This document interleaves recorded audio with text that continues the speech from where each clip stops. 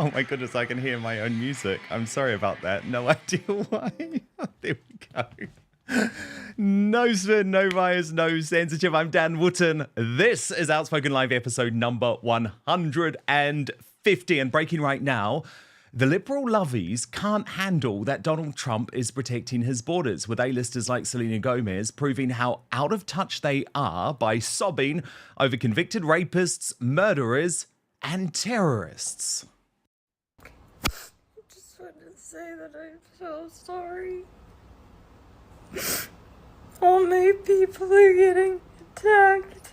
The children. But now the mass deportation revolution could be about to come to the UK via one Nigel Farage. And far from being the monster, now over 50% of Britons think Trump is doing the right thing. Let me promise you something. The only political party that is serious about stopping illegal immigration, about deporting those who come here illegally, is us at Reform UK. It's just won an election for Trump in America. We may be a different country. The principles are exactly the same.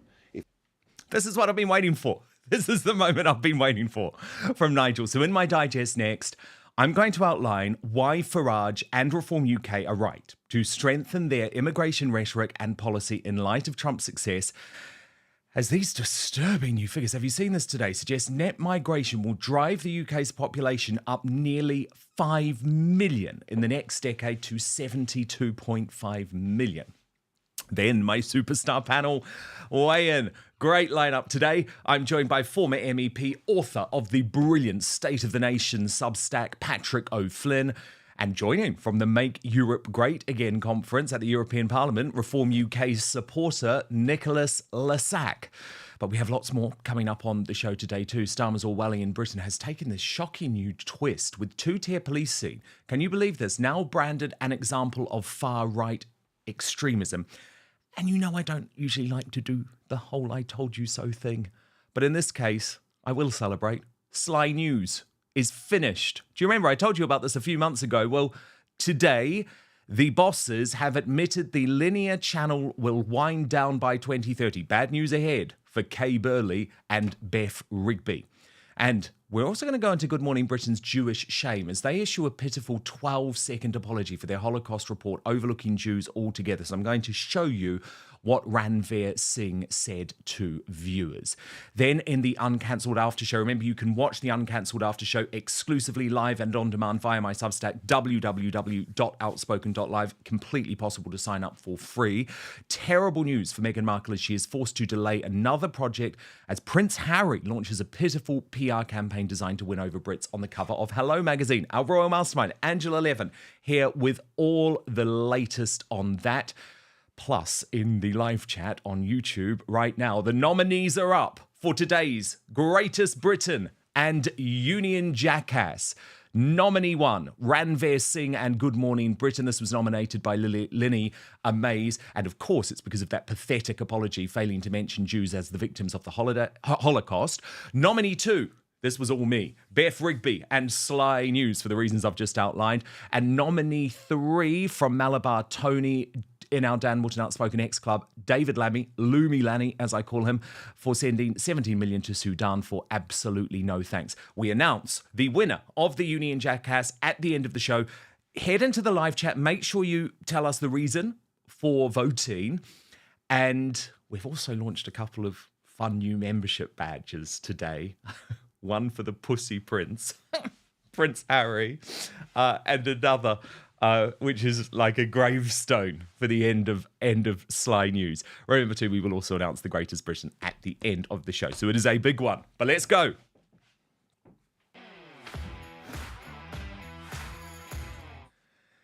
No wonder Sly News has confirmed the exclusive I broke a few months ago. It's going to shut as a TV channel by 2030. It's over. Sly News is over. The elite class on both sides of the Atlantic have let us down. And we're going to shed no tears about dishonest actors like Kay Burley and Beff Rigby. Remember, they were the COVID rule breakers in chief who actually demanded the rest of us be locked down as they quaffed champagne in Soho underground. I will not shed a tear about those two women ending up in the dole queue, because these cretins are so out of touch about the destruction of the West that they quite literally sob for rapists, terrorists, and murderers illegally in our country rather than the victims of their heinous crimes. So take the actress Selena Gomez's Razzie award-winning performance about Donald Trump's popular and necessary mass deportation program in the US. I just want to say that I'm so sorry. All my people are getting attacked. The children. I don't understand. I'm so sorry. I wish I could do something, but I can't. I don't know what to do. I'll try everything, I promise. Selena, love, let me bring you some home truths. You're crying about people who want to kill you. You're crying about people who want to blow up young girls into 1,000 pieces with nail bombs at your concerts. Do you not get that? Piers Morgan finally does. Now, there's a lot to unpack there, but you should know that she almost immediately deleted it because the instant reaction from Americans was to absolutely ridicule this absurdly narcissistic response from somebody trying to make this all about her, weeping for people, in some cases I've seen, rapists and murderers. What is she crying about? And Nigel Farage is coming around to bringing Trump-style mass deportations to the UK too, and not before time. This should be Reform UK's #1 policy. After all, folks, we are in deep trouble. The Office for National Statistics revealed today that the UK's population is projected to reach 72.5 million by mid-2032. That is up from 67.6 million just a couple of years ago, driven almost entirely, guess what? You're not going to be surprised, by net migration. Where are they going? Where are they living? Where are they getting their operations? And that's just the start of it. As Farage posted, 150,000 illegal migrants have crossed the channel since 2018. They are now bringing more than 50 of their family members into Britain a day. This is absolute madness. And then, critically, he released a video significantly hardening his policy position on mass deportations. Watch. So people come here in the back of a lorry or on a boat across the channel as an asylum seeker, and being softies, we say, yeah, okay, all right, you can stay. Now, over 50 people a day come into Britain because they say, oh, my uncle's there, my nan's there, my little kid's there. And so what's really happening is we let people across the channel. It isn't just them that come. Ultimately, their whole families come as well. We must be absolutely mad. In America, what Donald Trump is doing already is deporting people who've come into America illegally. And far from being the monster, now over 50% of Britons think Trump is doing the right thing. Let me promise you something. The only political party that is serious about stopping illegal immigration, about deporting those who come here illegally, is us at Reform UK. It's just won an election for Trump in America. We may be a different country. The principles are exactly the same. If you think, as I do, that the whole thing's an outrage, please support us. Please join us. Please vote for us. Yes, Nigel, yes, boy. That's the right message. We do need more of this, though. And it was always why Trump's victory was so important. As Connor Tomlinson put it, this is much better messaging, Nigel. Mass deportations of foreign criminals and illegal immigrants are sensible, necessary, and popular with the public. It won Trump the presidency. After 4 more years of Starmer, promising to do the same could make you prime minister. Because let's just be honest about it, I know you know this. Only dramatic action will save our United Kingdom now, which is bursting at the seams. Bursting at the seams with people who actually hate our very way of life. Trump is showing how it's done. To hell with Beff, Rigby and Selena Gomez. Now, the Superstar Panel.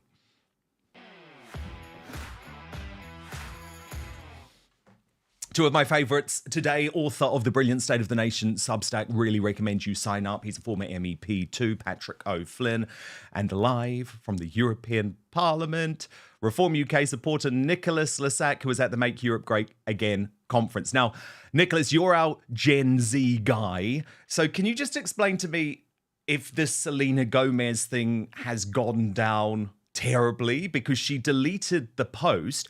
And why is she so stupid? Why are some celebrities in your generation so stupid to literally sob over the deportation of people who want to blow them up? Yes, I know it is quite ridiculous. I mean, firstly, it should be noted that Selena Gomez lives in a 10,000 square foot mansion with, I believe, extremely high walls. So she's not going to feel any of the culturally enriching effects of mass Very migration. good point. But do you know who did? You know who did? A woman on the New York subway called Debrina Cohen, who was burnt to death by an illegal Guatemalan migrant called Sebastian Zapata Khalil. Or what about Laken Riley or Jocelyn Nungre? All Americans who have been killed by illegal migrants because they en masse cause crime. Their very presence in America is an illegal act. So I don't really understand as to why we have this almost suicidal empathy, or at least large parts of the establishment do, towards letting violent criminals in. And you know why? Because they fundamentally do not understand how the rest of us live. They basically live atop their ivory towers and they don't shed any tears for the rest of us. They're only doing a performative act because you know what? They're little young fans who don't know the world, who don't know any better, love it. But the vast majority of people are starting to wake up now. And the reason why she's deleted it, she wouldn't have deleted it if it were posted during the original Trump administration, if you remember all of the controversy around separating families, which began under the Obama administration, yet the media decided to state that Trump had begun it. She wouldn't have taken it down. It would have been very good for her. But you know what? Times have changed, Dan, and I think the vast majority of young Gen Z people are really waking up to the dangers of mass migration, and they're no longer listening to idiots like Selena Gomez who have a silver spoon in their mouth and they don't know how the rest of us live, nor will she ever. And that is the point, isn't it, Patrick O'Flynn, when it comes to this elite class, this celebrity class? It's one of the reasons I believe that they're so desperate to tell us that Axel Rudikabana wasn't an Islamist terrorist and we should just be concerned about censoring social media or controlling purchase on Amazon, because they don't feel that they live in a world where people like Axel Rudikabana are going to put their safety at risk. No, I think that's absolutely correct. I also think, let's face it, across the Western world, most of the establishments don't really believe in the nation state borders. To most common sense people outside, the Washington Beltway, the Westminster Village, it's a basic part of the social contract. Why we pay our taxes to fund a welfare state is to look after each other, our compatriots. If you've got people who are bad faith actors, gate crashing the country, jumping up the social housing list, getting free healthcare, all for not obeying the rules, that is a standing insult to millions of hardworking people, not just in the UK, but all across the Western world. And the spectacle of Donald Trump doing in about 5 days what the Conservatives failed in office to do in 5 years on illegal migrants and getting rid of them, that's going to send a massive shot of electricity across the political systems. I mean, in Italy, Meloni's been trying, but she's been battling both with the European Court of Justice, the EU Court, and the European Court of Human Rights. Now, Trump obviously doesn't have to bother with the European Court of Human Rights. He doesn't have a domestic judiciary, which is dominated by the liberal elite either. He has the ability to enforce executive orders. But I think we're moving to a phase now where political establishment parties who just tell the voters why things that they want can't be done, I think time's running out on that. And I think, the Tories will be lucky even in 4 years' time to be given a fair shot on this issue on which they failed so badly. Keir Starmer's failing even worse. So you're right, there's an open goal for Nigel Farage. I still think he's got some policy work and detail to plug in to convince voters that Reform UK can deliver. But I do think he's got the credibility of highlighting immigration issues for 25 years. Nicholas Lissac, obviously you are a big Nigel Farage supporter. I am in a lot of ways. Obviously, I've been quite critical of him in terms of moving away from mass deportations, moving away from talking about the issues of demography in this country, though I still think he is by far the best option we have for Prime Minister. This did feel like a change of position today from Nigel. It felt like a hardening of his position. Do you think he has been emboldened watching the success of Donald Trump across the Atlantic? Oh, absolutely, 100%. I mean, the entire world has seen that mass deportations are not only viable, they work extremely well. And, it's not just the power projection of America, Trump forcing the Colombians to take back all of their illegal migrants, or the Mexicans, for example. No, it just shows that mass deportation is inherently very popular. And I think Farage acknowledges that now, especially considering what you pointed out earlier about the UK population expansion. This country is already at the brim. And something very interesting, Dan, a statistic came out which showed that last year, more Indian citizens moved to the UK than Poles were born in Poland. That is unsustainable. The country is bursting at the seams. Young people like myself have been completely screwed over by mass migration because there are limited economic opportunities as immigrant workers undercut British wages. And so I think it's it's a major, major, major deal that Nigel Farage has endorsed this. And I've been advocating for a long time for the mass deportation of criminal elements in this country. I personally think if you commit a crime and you're a foreigner, you should be chucked out immediately, or, after the cessation of your sentence. Though I think this really shows that reform is a government embracing the fact that Nigel has looked at what Donald Trump has done in America and wants to emulate that in the UK, because that will prove to be extremely popular. And in my view, this will only propel reform further as more and more people wake up to the reality that the political establishment fundamentally support the notion of mass migration, and they're not going to do anything. The Tories, Labour, they support it wholeheartedly because they are inherently globalist political organisations. We need a nationalist in power. Nigel Farage is that man. Breaking right now, a leaked Home Office report has recommended the UK police up their draconian crackdown on free speech by using more non-crime hate incidents, as they brand claims of two-tier policing as an example of right-wing extremism. So, folks, we're all right-wing extremists now, and maybe we're all about to go to jail. So this dossier was leaked to the Daily Telegraph.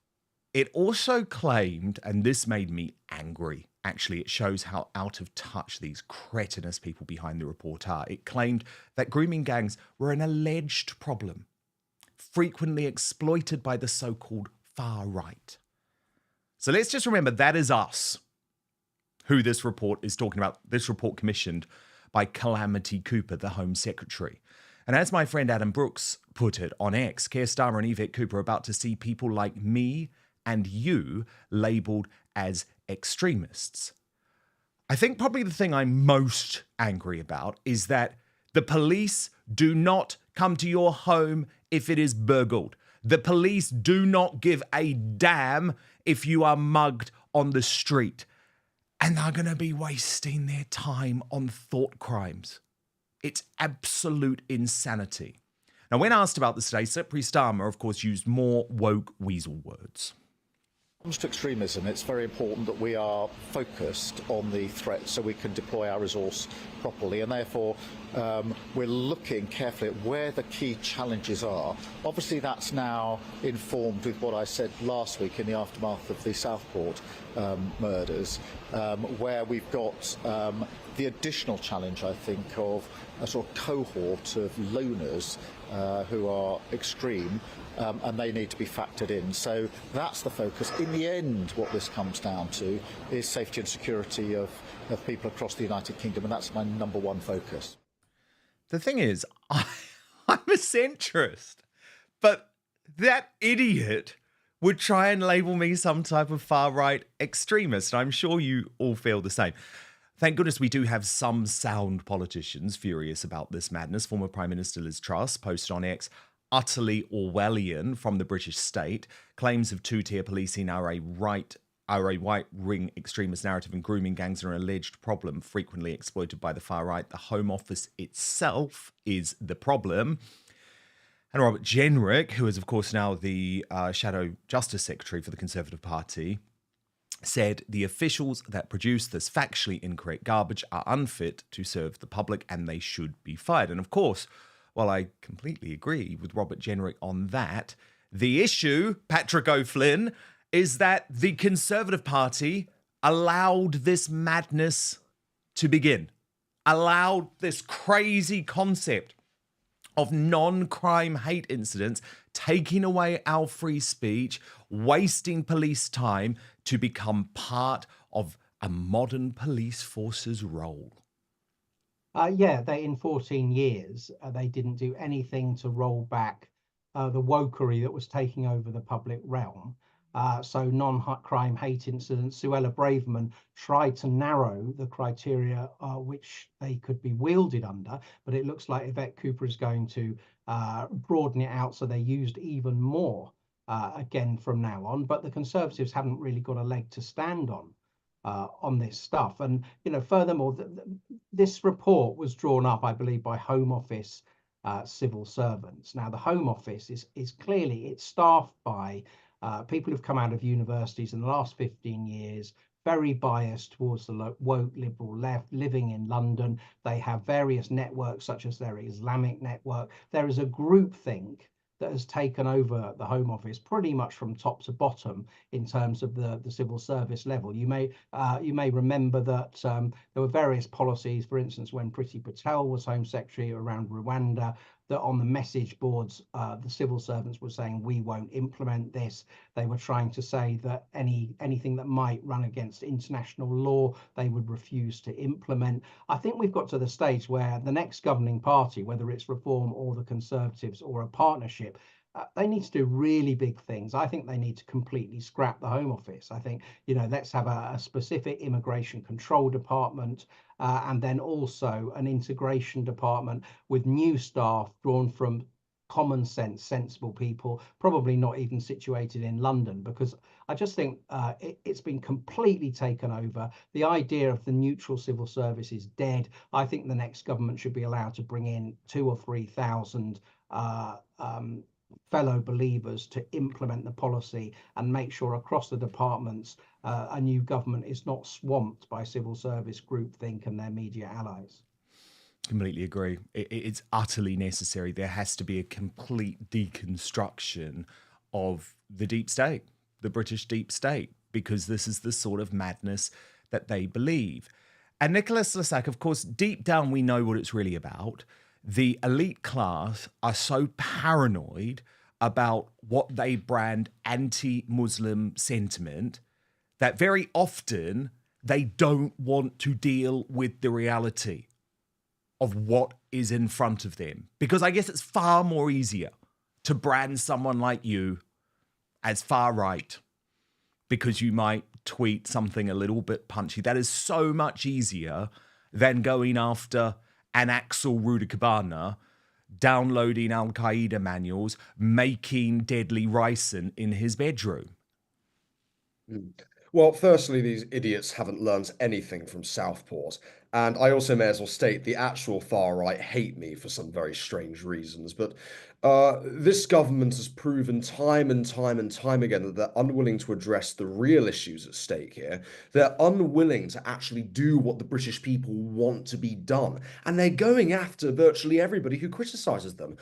What constitutes extremism according to this government? Well, you know what? I think the government themselves are rather extreme for introducing this sort of quasi-Orwellian method of attempting to control the population effectively. They are attempting to scare the populace into compliance so that nobody tweets out anything rude about the government or questions the official narrative. Well, this government is controlled by the civil service in Westminster. And I do agree with Patrick. I think the Home Office needs to be abolished, either that or majorly reformed and moved out of London, because it has been infiltrated by these liberal woke activists who hold up international law, which, by the way, is a whole bunch of gobbledygook that the Americans trot out whenever they want to feel superior. International law isn't worth the paper it's written on, in my humble opinion.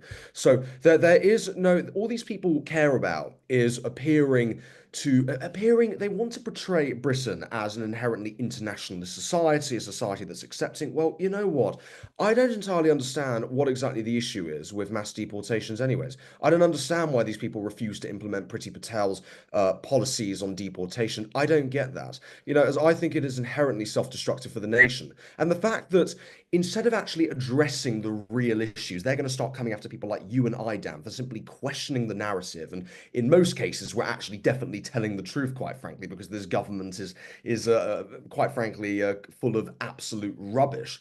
And so I think the government is scared. I think they see that their approval ratings are in the bin and they are really struggling. They're flipping around and they're trying to do everything in their power to stop public discourse. Because you know what? This isn't about keeping society safe. It's about keeping people down. It's about keeping the establishment in power. It's about keeping these people atop their ivory towers, and they do not want to be toppled. So they want to eliminate anybody who has the potential to topple them by scaring them into compliance. Indeed. And Patrick, I actually dug into this report, and while the anti-Muslim sentiment thing has received a lot of attention, if you read the next line, I actually think it's just as disturbing, just as Orwellian. It goes on to say, as well as related anti-government and anti-political correctness narratives. Now, that means anyone who's anti-woke, anyone who is anti-trans extremism, anyone who was anti-lockdown, anyone who was anti-COVID vaccine. I mean, that is literally millions and millions of people who they are dumping into an extremist category. This is the left being unable to cope with many of their nostrums being extremely unpopular. So if you say things that are commonsensical and popular, or you observe, for instance, that Keir Starmer's been two-tier Keir over his various approaches to various incidents of public disorder, and people agree with you, rather than saying you've got a point, they say this is a narrative used by the far right. So they're talking about alleged grooming gangs, when in fact we've had scores of grooming gang, what should I suppose be called Pakistani heritage rape gang, convictions in dozens of different trials, and yet it's described as alleged. And as I say, anyone who points out the two-tier response of the British state, depending on where the trouble is coming from, again, that's quote a far-right trope. It's this idea that they can use, any argument to go back to saying this person's a threat and needs watching, instead of just being giving people the benefit of the doubt that they are being sincere, and that to question, for instance, on Islamophobia and anti-Semitism, which is where I believe Yvette Cooper is going to expand the use of non-crime hate incidents. I mean, anti-Semitism is hatred of Jewish people for being Jewish, right? But Islamophobia, the government hasn't quite come out with what it means by Islamophobia. If it just means hatred of Muslim people for being Muslim, then that's a parallel. But what it seems to also mean is the ability to criticize some of the key tenets of the belief system, including the treatment of women, the treatment of non-adherents, the treatment of people who were in the faith but defected out of it, the treatment of gays. There's a whole range of things which are backed up in the belief system's key texts, which should be wide open to criticism. But this government is trying to elide the two things of specifically people who pick on Muslims just for being Muslim, with people who say, hang on a minute, this is the fastest growing belief system in our country, and it seems to rely on probably half a dozen key tenets, which at least there's a case for worrying aren't compatible with our way of life and our democracy whatsoever. And that's incredibly dangerous and disempowering. And I think it will produce a backlash where this government, I think, is giving birth to white identity politics in this country by treating the white indigenous just about still a majority. So with such inferiority compared to the minority identity groups who are encouraged to revel in, quote, victim status and point to their inferior position in some woke pyramid and get extra public resources, job opportunities. I think Labour are stoking up the very thing they say that they're appalled about. Oh, they are. Oh, they are indeed. As was Humza Useless, the former First Minister of Scotland, who seemed to think being white and in a job in Scotland was a bad thing. Breaking right now, Sly News is to end. Hallelujah! I'm celebrating this one just as I predicted a few weeks ago. The entire linear TV channel will be wound up by Comcast, the hard-left US broadcaster, by 2030 in the ultimate example of go woke, go broke. Instead, its presenters are going to have to try and produce content people will pay for. But that won't happen, will it? Because we are over the lies and deception from the MSM charlatans like Sly News, who have done nothing other than gaslight and lie to us for the past decade. Now, the soon-to-be on the dole queue political editor Beff Rigby, she of COVID rule-breaking fame, tried to put a positive spin on the whole thing. She posted on X, "This is exciting. Sly News is kicking off Project 2030 as we shift attention from traditional linear TV to premium video-first content." But as I replied, "You're done. Like the rest of the captured and corrupted MSM, no one trusts you anymore, and there will be no tears about the end of Sly News." And the thing is, I don't think I'm being harsh. Their content has been reprehensible. Their content has been divisive. Their content has tried to undermine the thoughts and the feelings of everyday Brits. It's also been incredibly biased. Do you remember the supposedly impartial Sly News original Kay Burley spontaneously seeming to orgasm on election night when the exit poll showed a Labour landslide?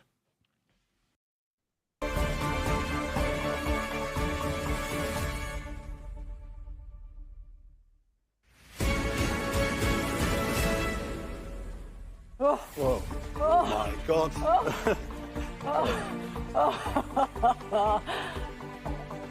Yeah, I'm going. You can see. But I mean, this goes on every day.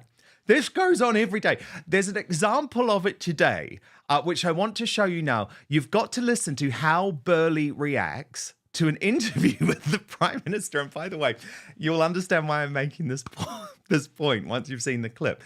Just look at Slippery Starmer here. He's been shot up like this. He's got a terrible double chin.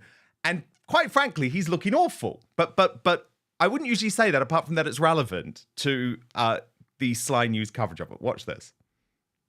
Which I'm absolutely certain we can get. But most importantly, for people watching and listening to this, to make sure that they feel better off as a result. Very well lit there, isn't he? Looks great. He's talking. She's got it bad for Starmer. Kay Burley has the hots for Keir Starmer. But the point is, and there is a serious point behind it, can you ever imagine her making some sort of comment about Nigel Farage looking good or Boris Johnson looking good? It simply wouldn't happen. Much more seriously, though, is there blatant anti-Semitism. Voluntary immigration, and I think anyone in the world who voluntarily wants to move to another country should be eligible to do that. But you know what? It's not the first time that we hear those allegations. I think the sort of voluntary relocation of many Jewish people during the Holocaust, I imagine. It is not voluntary relocation. Shame on you for that comparison. Let us please, That's a shameful anti-Semitic equation. Let us please go to the subjective. I will not allow you to speak about the Holocaust. You said earlier. This is pure anti-Semitism, what you just said. Mr. Danon, the Holocaust to what's happening today in Gaza. Mr. Danon, you talked about eradicating Hamas. Shame on you for this behavior. Shame on you for this equation. You should apologize for what you just said on record about the Holocaust. How can you even compare that? In an interview earlier today with Israeli politician Danny Danon, a Sky News presenter made a comparison between Mr. Danon's comments on Israel's war with Hamas and the treatment of Jewish people in the Holocaust. Sky News recognised the complete inappropriateness of this comparison and the offensive nature of those comments. Sky News would like to apologise unreservedly for the comparison and to Mr. But they only did that because there was an online backlash. And I could actually sit here and present numerous examples of their anti-Semitism over the recent crisis in the Middle East. But fundamentally, and I think this is the issue, Beff and her mates are just chronically out of touch with us, ordinary Brits, as this new video proves. Hello, I'm Beth. I'm Ruth. I'm Harriet. Thank you to everyone at In-House for putting together these political podcast awards. We really love podding. It allows us to get behind the stories, and you know what? We don't need men on it to tell us anything at all.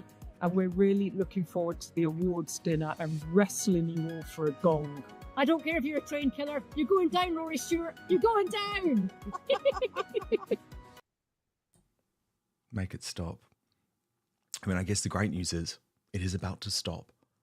Because no one's paying for that. No one is shelling out their money for that. Patrick O'Flynn of the State of the Nation Substack and Reform UK supporter Nicholas Lissac back with me now. I mean, goodness me, Nicholas. Beff Rigby would be horrified, wouldn't she? I've got two men talking about this. Well, you're very sexist, Dan. This is very, very, very sexist of you. Why don't you have a non-binary queer woman here or something like that? I mean, come on. Well, I also may as well say, no, I will not be purchasing their premium content going forward, especially if it's of that caliber. That is absolutely atrocious beyond belief. And yeah, no, the mainstream media is done. It's over. They're cooked. It's all over. It's all finished because you know what? As Elon Musk says, we are the media now. You know, people like you and I, Dan, we don't need to go on Sky News or the BBC or anything like that to be heard because the world has changed. And these people are so horrendously out of touch. They think that anybody is going to actually care about what they have to say when they're outside the studio. No, they're not going to care. Who in their right mind, well, maybe, you know, Rory Stewart, but who else in their right mind would actually pay to have Beff Rigby's custom content? I certainly am not going to, nor anybody my age, because you know what? These people are inherently irrelevant, and they're not going to turn around and become the next Joe Rogans. But on another note, going back to the anti-Semitism point that you made, I think it is inherently, incredibly egregious to claim that the deportation of the Jews to the camps in the Holocaust were voluntary. I studied at Durham and St Andrews and I specialised in Nazism and the Holocaust. And I can tell you right now, Dan, they were not voluntary. And I think this also goes to speak to just a general ignorance amongst the media and establishment class as to history. These people have no clue what they're talking about. So why in God's name should they sit atop their lovely little plinth and claim that they're better than us, that we need to follow their lead? These people have no idea what they're talking about. They're inherently stupid. And you know what? Once they're out of the studio, nobody's going to care who they are. Nobody's going to buy their new stupid content. And I highly doubt Beff Rigby will be winning the podcast awards. Neither will Rory Stewart, most likely. Well, do you know what, Nicholas, though? The irony is they probably will. They probably will win because they all think the same. The only people who listen to those podcasts are people who are in that Westminster bubble. Well, yes, I mean, they are inherently out of touch with reality. I personally think that anybody who finds Keir Starmer even the slightest bit attractive should actually get their head checked immediately. Well, that was bizarre, wasn't it? Yeah, that was completely bizarre. Well, Colin Brazier, a good friend of mine, remember, Colin Brazier was one of the star presenters of Sly News for a very, very long time and then a launch presenter of GB News. He commented on this today and I thought it was really worth sharing with you. He posted on X, the rise and fall of Sky News is a media parable. It spent a decade not being the BBC and viewers lapped it up. It then spent the next decade aping the BBC and its most loyal viewers left in droves. And Patrick O'Flynn, he's completely right about that, isn't he? Because for folk who aren't aware of why Sly News so dramatically swung to the left, it was, of course, because it was no longer part of the Rupert Murdoch empire. It became part of the Concast, and I'm saying con purposefully, which obviously also owns, as Donald Trump calls it, MSDNC in the US, the home of Rachel Maddow, etc., etc. So it very, very purposefully made a decision to move to the left, and it's destroyed its own business. 10 years ago, you would have said of the TV news networks that Sky was the one that sat sort of nearest the actual centre of politics and gave some right of centre viewpoints, some coverage, some credence. It had very good journalists such as Colin Brazier. And then it was bought out by this woke American megacorp, Comcast. And in effect, they sacked half the audience. Many people who used to watch Sky, you know, in terms of which channel they'll get their news from, have defected to GB News, no doubt about that whatsoever. And Comcast turned Sky into the most woke network among them all, even at a time when ITV News was also woking itself up. It had been taken over by the chief executive of The Guardian. You know, the BBC was always in that position. Channel 4 News, we probably don't need to detail their various offences, but Sky became the most on climate change, for instance, or the BLM summer. You know, basically all the presenters were having to subscribe to BLM ideology on air, including the sports news presenters, or they were out the door. And this was a complete misreading of British public opinion, and indeed of Britain and America being two completely different countries when it came to the experience of black people too. And as I say, the effect was to sack half the audience. And now we've got the absurd position at Sky where they think that a podcast chaired by Beff Rigby, with Harriet Harman on one side and the Tory left-winger EU fanatic Ruth Davidson on the other, they think that that's what the technical people call the Overton window. That's the range of acceptable views. That constitutes balance. Those people agree with each other about almost everything, as do Ed Balls and George Osborne, as do Rory Stewart and Alistair Campbell, right? They're all left-wing, right? At least 60% of the British public is not covered by these so-called, you know, left-right balancing podcasts. And that's the trap that Sky News has fallen into. I think they've tried in the last 6 months or so some kind of reverse ferret, some minor corrections, but it's too late. The audience has gone. And as you say, in terms of who will pay for it, it'll be an ever-shrinking pool of people. Well, they talk to themselves, Sly News. Sign up to left-wing stuff in general. Yeah, they talk to themselves. No one watches it. And I was always astonished, by the way, when I was at GB News, why politicians used to go on, especially conservative or right-wing politicians. Nigel Farage walked out of an interview the other day, and I think that's the right approach. I just didn't get it. I'm like, no one is watching apart from your mates in Westminster, and you're going to be utterly monstered unnecessarily by Beff Rigby. Just don't do it. Now, I know you said we don't need to talk about Channel 4 right now, but I actually want to, Patrick, because I haven't seen this yet. I'm very excited to watch it. So Mick Cass, who runs the Dan Wootton Outspoken Club, has just flagged this. So Channel 4, the fake news network as he calls it, comes along and starts throwing its lefty questions about the Homeland Security raids and subsequently gets owned by President Trump's border czar, Tom Homan. So I've been desperate to see this. Let's have a watch, and it could be quite a beautiful moment, I think. Are you treating migrants humanely? Yes. But there's been reports of them on planes with no water, that was a bunch of complaining. Crap. That was a bunch of crap. What do you mean a bunch of crap? ICE detention facilities have the highest detention standards in the industry. Any of the ICE standards, our detention standards are higher than any state or federal or local facility in the nation, in the world. Someone should go to the ICE website, look at PBNDS 11, performance-based detention standards, and look at our detention standards, highest in industry. But are you sure you're only getting illegal criminal migrants? I mean, there were some pictures over the weekend of people that claim to be students, Brazilian students, who were showing examples of bruises on their arms from American deportation flights. That's ridiculous, but if they want to make a complaint, it'll be investigated. But your assurance is what? The men and women at ICE are professionals. We do this for a living. And I can tell you, I ran ICE for years. I was the first director ICE came up through the ranks. Again, these men and women are professional, highest attention standards in the industry. We take care of these people. But we're going to enforce the law, and we're not going to apologize for doing it. And you're going to do it in a sort of public way with, do you need to use the big military planes? Is that part of a sort of shock and awe tactic? No. They haven't been used before, have they, for migrants? No, we got President Trump. We're going to use all the government to secure our border, which is the biggest national security vulnerability this country's ever seen. And we're going to enforce laws to this country. It's not okay to enter this country illegally. It's a crime. And when you cause a crisis as big as the Biden administration caused, when you overwhelm the Border Patrol, but they can't do their national security job, that's when the fentanyl come across, kill 250,000 Americans. That's when you have a 600% increase in sex trafficking. That's when you have a record number of no-inspected terrorists coming across an open border. President Trump's going to secure the border as promised to the American people. We're going to enforce immigration laws. That's what we're going to do, without apology. We're on board. We're going to go forward. You're going to see it get a hell of a lot. I just love this.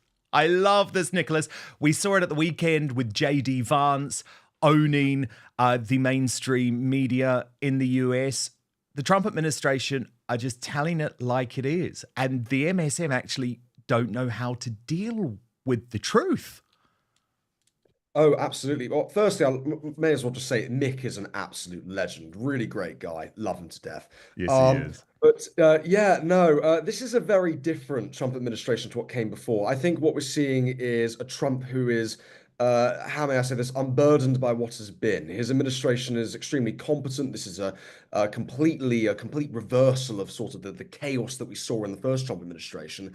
And I think that's reflected by hires like Tom Harmon, who is very capable of absolutely annihilating the establishment narrative on mass deportations. Mass deportations work. They are safe. They're effective. It is brilliant, honestly, and we need to adopt that in the UK.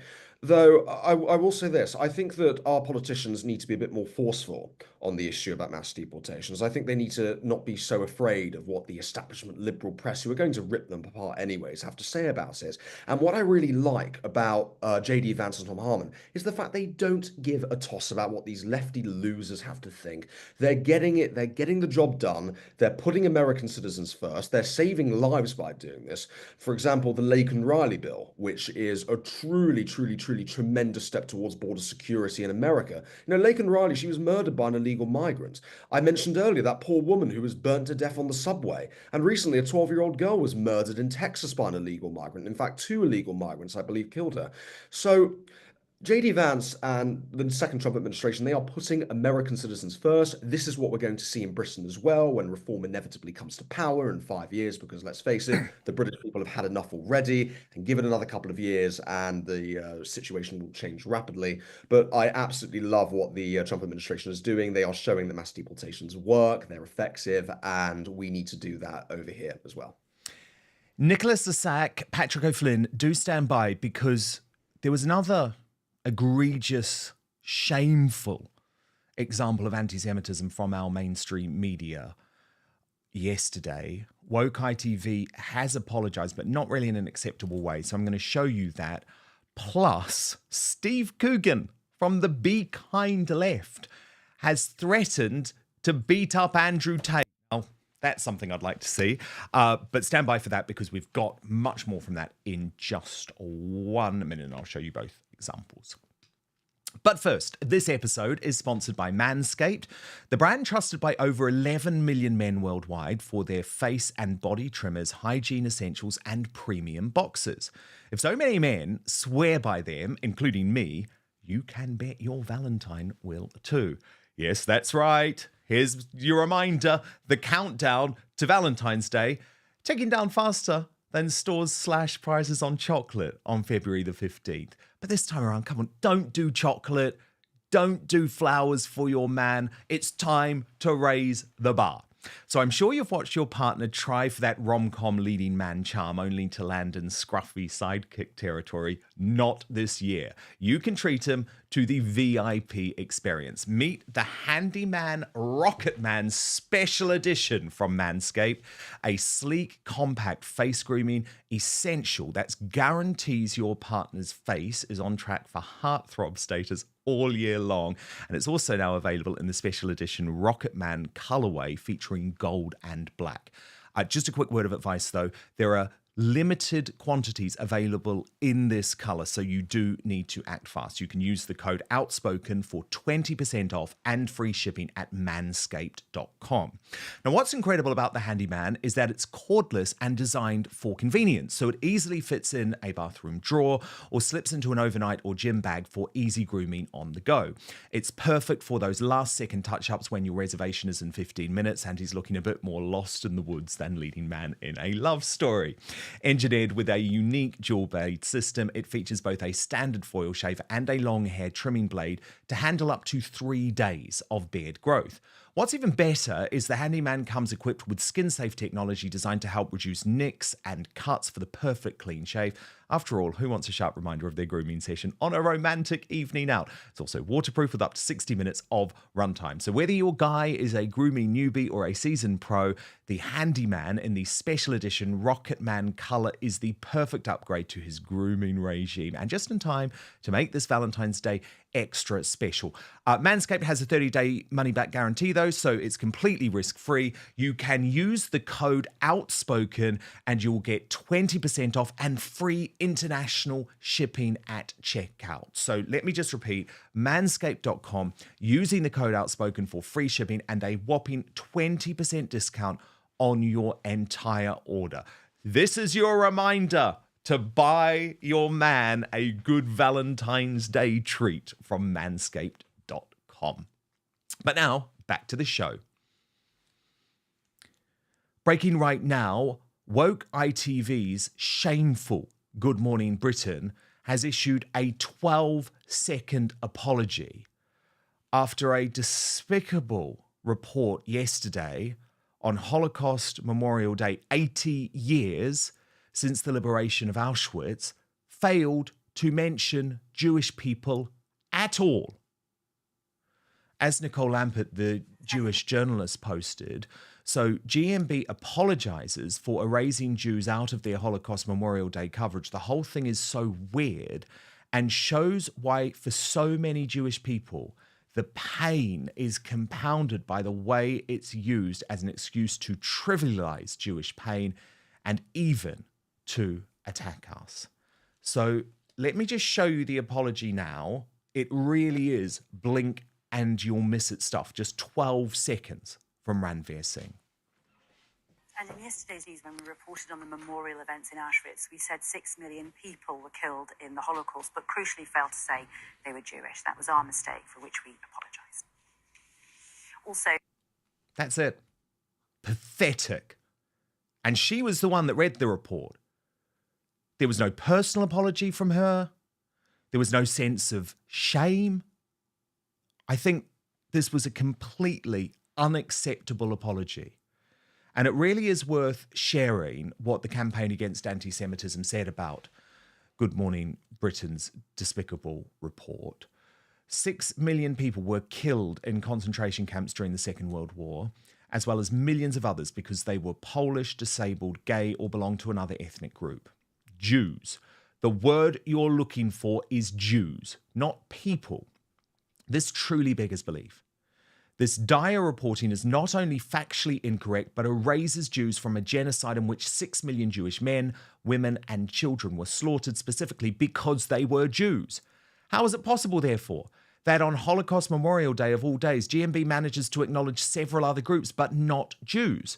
To make matters worse, there is no reference to Jewish people at all for over 2 minutes into the segment. And when there finally is one, it is done only once, and in regard to former history students taking a tour of the Jewish quarter of Krakow. Additionally, there is bafflingly no utterance of the word anti-Semitism whatsoever. If this is intended to pay respect to the victims of Holocaust Memorial Day, it has failed abysmally and ignores the true nature of this horrific event. How on earth was this allowed to happen, ITV? We demand an explanation. And of course, there has been no explanation, but we know why. Because anti-Semitism runs through the British mainstream media. Let me bring in Patrick O'Flynn and Nicholas Lissac, today's superstar panel. Patrick, it was absolutely astonishing watching this lengthy report, which I think mentioned trans people and gypsies and gay people as victims of the Holocaust, but not Jewish folk. Yeah, I think there's actually a left-wing attempt, believe it or not, to take Jewish suffering, specifically Jewish suffering, out of Holocaust memorial and to turn it into something more generalized about, quotes, various oppressed groups. Now, I think the woke left aren't comfortable with the idea that Jewish people were singled out for this, historically unequaled act of mass evil. I think they're deeply aware. On the left, you've seen Angela Rayner put out her tweet about it, which didn't saying that people were persecuted for who they are, didn't say they were Jews. I've been looking at various other public bodies and their pronouncements. Cambridge City Council, for instance, didn't specify the suffering of Jewish people. I think they're uncomfortable in an increasingly, Islamified country, in a country where they want to push the woke ideology about political policies that they say may persecute different woke identity groups. They want to bring it in with that. They're actually stripping out the unique suffering, the actual standalone level of mass evil that the Nazis inflicted upon the Jews. And I watched the whole report too, and I very much agree with the campaign against anti-Semitism. To actually list, Polish people, gays, disabled people, and then at the end, or people because of their ethnic group, is to relegate, 95% of the victims of the Holocaust who were killed because they are Jews. I think it's quite disgraceful, and I don't think it's by accident. It's cropping up on too many platforms, too many outlets, too many politicians. It's completely disgraceful. And the problem is, Nicholas Lissac, and thank God, this is why people are switching off the mainstream media in their droves. But I do think a lot of people still do not realize to this day that if you are watching woke ITV, including their daytime coverage, including shows like This Morning and Good Morning Britain, you are being preached to ideologically. There is a clear agenda in all of the coverage, and it didn't used to be like that. Remember, I worked for ITV Daytime for 10 years. ITV used to be the channel of the working class, but that's no longer the case. It's why very popular shows like Coronation Street, for example, have been ruined because it constantly propagates woke narratives. But I guess this example is particularly egregious. It's absolutely horrendous. It is well and truly just awful, completely and utterly awful, and it totally diminishes the suffering of the Jewish people during the Holocaust and the unspeakable acts of evil committed against these poor people. I mean, I have very distant relatives who unfortunately died in the Holocaust, and to have their suffering effectively erased is sickening. It's genuinely sickening. And what I find even more ridiculous is the fact that the lady who was forced to give the apology, she sounded like she didn't care. She sounded like she didn't care, that this was an annoyance, that, she didn't actually really mean it. It's just horrific. And we are being preached by people who fundamentally don't understand history. They don't understand the struggles and suffering of millions upon millions of Jews all across Europe during the war. These people just don't get it. They don't get it. They are idiots preaching to, quite frankly, the converted, because this is made, as you pointed out earlier, this is made for the small Westminster echo chamber, these lefty Palestine supporters who hold up the watermelon and believe that Israel is the greatest evil in the world. These people who, might I add, claim to be anti-fascist, yet call for the destruction of the Jewish state of Israel and its people. It's absolutely sickening. It's well and truly sickening. In my view, she should be sacked off Good Morning Britain, but they won't, because it's so obnoxiously left-wing. They're going to keep her anyways, and it's really awful and deeply unsettling that the tragedy of the Holocaust for Jews is being erased, because it was 6 million Jews who died. 6 million. Well, we can see where this is all heading. So in his introduction last night on Woke ITV, Tom Bradby specifically tried to link Holocaust denial to the far right. Now, the issue is the far right, in the view of ITV, is all of us, which is why that is so offensive. He's not talking about true Holocaust deniers. And then yesterday in Parliament, we had the independent MP, but he's part of Jeremy Corbyn's mob. He's the Islam pro-Hamas mob in Parliament. This guy, Iqbal Muhammad, used his speech to compare today's world to Nazi Germany and take swipes at Donald Trump, Elon Musk and Rupert Lowe. Now, just a reminder, Iqbal Muhammad, most famous for believing that first cousin marriage should be legal. Let's just watch this. The Holocaust embodies the reality of fascism in power. Unfortunately, those ideas at the core of fascist ideology, racist narratives wrapped up in ethno-nationalist fantasies, are on the rise. In Germany at present, we see the far-right ADF, a party with neo-Nazis in its ranks, on track to be comfortably the second largest party in the German parliament. In Austria, the far-right Freedom Party recently won a third of the popular vote with an election pledge to remigrate citizens with migrant heritage. A similar dynamic is well underway in France, Italy and other countries where the far right have significant electoral footholds. These are not fascist parties of the classic type, but they are walking on that ground. And when members, I'm sorry to say, of this House demonize and talk about deporting immigrants, and the President of the United States commits to deporting millions of immigrant families, with the richest man in the world cheering him on while giving fascist salutes, it should send a shiver down everyone's spine. No, actually. What sends a shiver down my spine, Patrick O'Flynn, is the fact that we now have sectarians like Iqbal Muhammad in the British Parliament.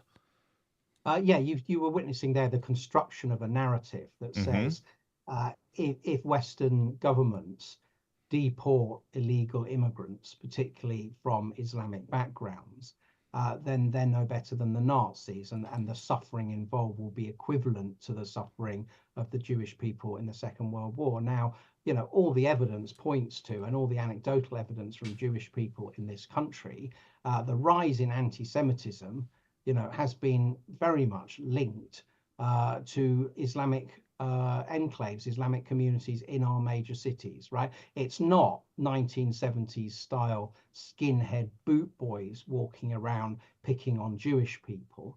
It's in various districts of North London, Jews getting attacked on public transport by groups of Islamic youths, right, who have then been turning up in massive numbers for these weekend hate marches.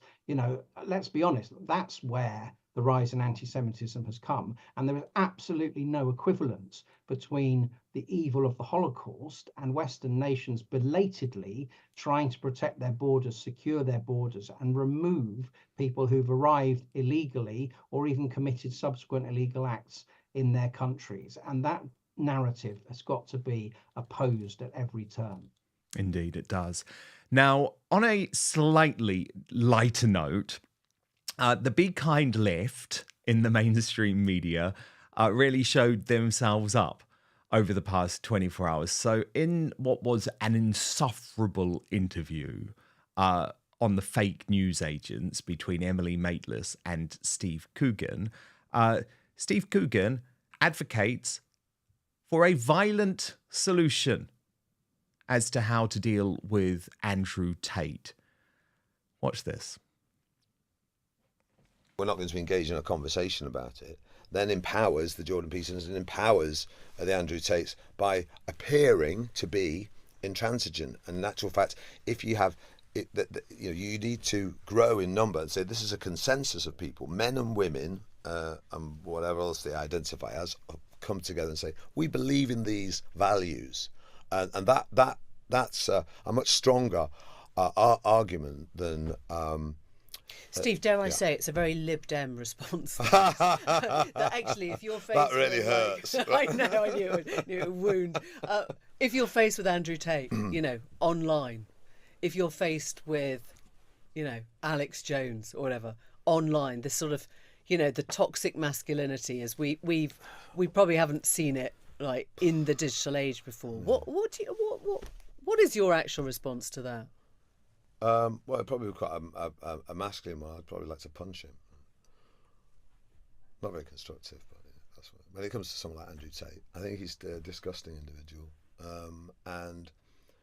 And Jordan Peterson, I think I think there are some people who get a buzz out of their contrariness, and just they get a buzz out of winding up liberal people. They just, it gives them some sort of adrenaline rush. But it's not just a buzz; it's like heavily monetized, very rich. I know. Powerful, I mean, you right? extrapolate that into the fact that it's an industry. Yeah.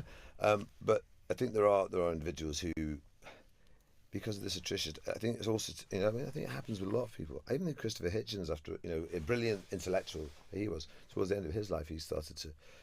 I think when you want, if you have a great intellect, it's stimulating to be in opposition to something more than to find consensus, because that's a bit boring.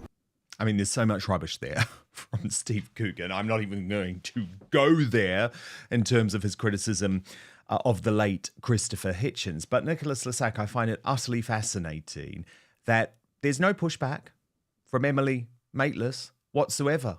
I mean, remember the way that I was cancelled because Lawrence Fox said he didn't want to shag someone, and I said, oh, she's a very beautiful woman. There's nothing there from Emily Maitlis saying, you know, Steve, actually, in our civilized society, we don't encourage physical violence against the people who you don't like. And yet again, it's the total rank hypocrisy from the Be Kind left. Oh, totally, 100%. I mean, these people wholeheartedly endorse violence. We've seen it since the beginning of the Trump era. You know, punch Nazis and all that. Well, these people don't even know who Nazis are. They would consider people like you and I to be Nazis when we're clearly not. So these people evidently, and I also find it very amusing how they talk about toxic masculinity and all of that. Oh, buzzwords galore.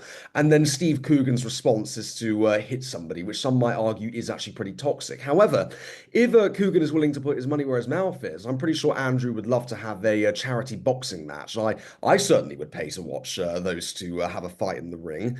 So would I. I mean, obviously, I don't advocate for violence, but the idea that Steve Coogan thinks he would punch Andrew Tate and get away with it is completely ludicrous. All I'm saying is it would be very, very, very successful. I'm sure it would raise at least a solid 10 million quid for charity. But yeah, no, these people, they endorse violence all the time, but they're inherently all bark and no bite. I'm sure if Steve Coogan actually came face to face with Andrew Tate, he would whimper and cower like a little child. Yes, indeed. Oh, what a brilliant superstar panel today. Nicholas Lissac, Reform UK supporter, and Patrick O'Flynn of the excellent State of the Nation Substack. Thank you both so much. Loads of comments from you coming in today on our live chat. Nicholas Glanfield wrote, if the establishment does not deal with Islamists sometime in the future, Islamists will deal with the establishment, and it will not be nice. Mary Bradley pointed out, in terms of mainstream media shame, that on the British Bashing Corporation yesterday, during the Holocaust Memorial, they showed the Southport riots. And obviously the question is, why? And on the issue of Nigel Farage and mass deportations, David Jones writes, here's the recipe for self-deportation: removed benefit handouts, free rent, access to medicine and court appeals. All these would save billions, which could then help native Brits. But Andrew Walton isn't totally impressed by Farage's new stand. He writes, what exactly does Farage mean? A few weeks ago, he said that he wasn't in favour of mass deportation. Now that Trump started it, he's suddenly back in favour of it. Where exactly does he stand? So fascinating discussions on the live chat today. I hope you enjoyed our new custom emojis. Now, let's reveal the results of today's Greatest Britain and Union Jackass. A reminder, the nominees, Ranveer Singh and Good Morning Britain, for that terrible apology to Jewish folk. Beff, Rigby and Sly News, that was my nomination. And David Lammy, nominated by Malabar Tony on X for sending 17 million to Sudan for absolutely no thanks. The results are in. Just 10% agreeing with me today. I wanted Beff, Rigby, but I love the fact that you're independent-minded. Ranveer Singh and Good Morning Britain with 20% of your votes. But David Lammy, Looney Lammy as I call it, yeah, he takes the crown. Zooming ahead with 69%. And our greatest Britain today is honorary, a nomination from New Five Right 14, Donald Trump, because he's showing British politicians how to lead. But then Babilo made a very, very good point, and I agree with this. She said his mother was Scottish, so he counts. So yeah, I agree with that. Now, do stand by. We're moving on to Substack now. You can sign up www.outspoken.live. That's where you get access to the uncancelled after show, either live or on demand every single day, plus all our other Substack content. Most important thing is, though, that you just sign up, enter your email address, hit subscribe. You can do so completely for free. And Angela Levin, our royal mastermind, is standing by with this breaking news on Meghan Markle as she is forced to delay another project and Prince Harry launching a PR campaign on the cover of Hello magazine. They're shameless, aren't they? Totally, totally shameless. Oh yes, we've got a new video from Harry too. They just never learn. So www.outspoken.live, please do sign up. Of course, we're back tomorrow, 5 p.m. UK time, midday Eastern, 9 a.m. Pacific. Father Calvin Robinson will be in the house. And I promise, most importantly, to keep fighting for you. Hope to see you on the after show with Angela Levin in just one moment.